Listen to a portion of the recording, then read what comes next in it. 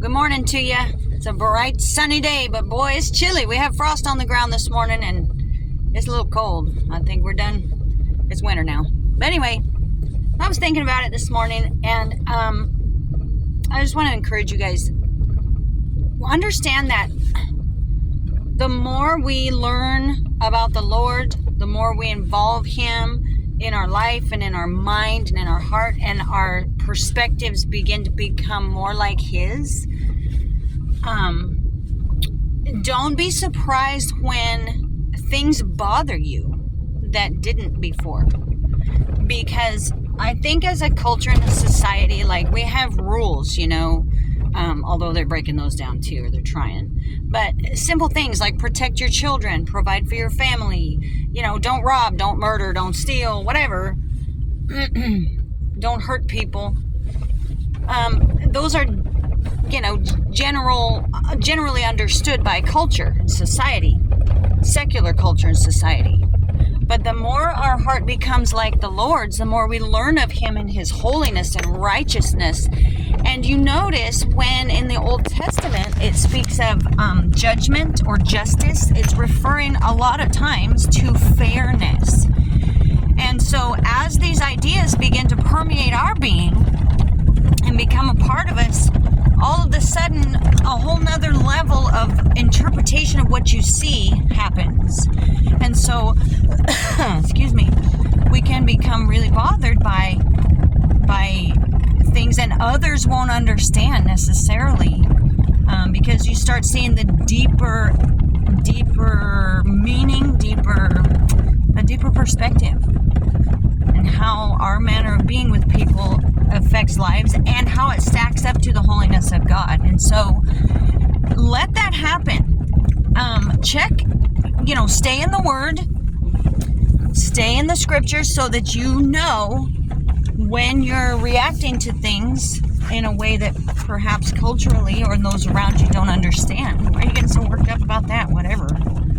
Well, because I'm beginning to understand the holiness of God and His nature. And as the Bible and the Scriptures begin to be active in my life, that's offensive to me. That's hurtful to me.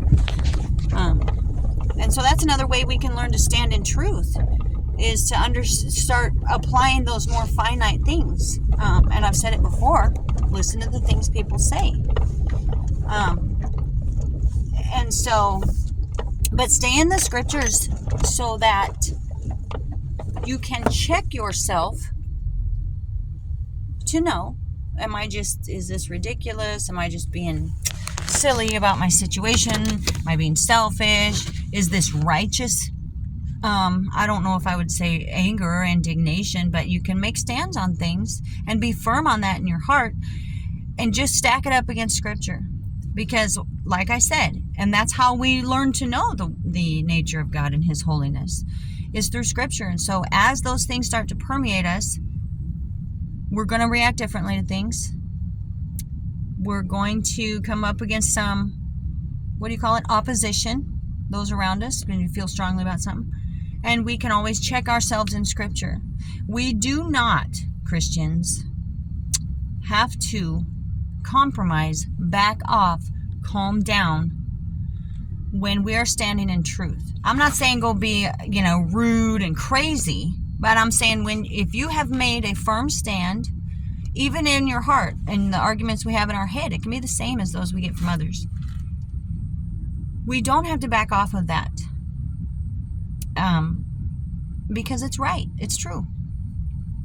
So don't let society tell you when something is violating your heart. If you're a Scripture, Bible-believing Christian, don't let society take that from you. That's part of our standing in truth and walking in truth, is allowing those little moments in your heart when that don't settle right with me. Why? Well, I know it's culturally accepted, but that don't set right with me. That's the Spirit of the Lord coming through you and guiding you and giving you discernment and standing you up in truth. And so that's the world we're in, honey. That's what we get. We get opposition. We're going to look like weirdies. People are going to mock us.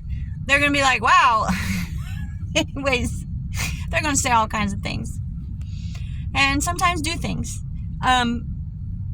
But we can be firm and confident in that, because that is the Spirit of God coming through us, changing us from the inside, and that is awesome. So take heart.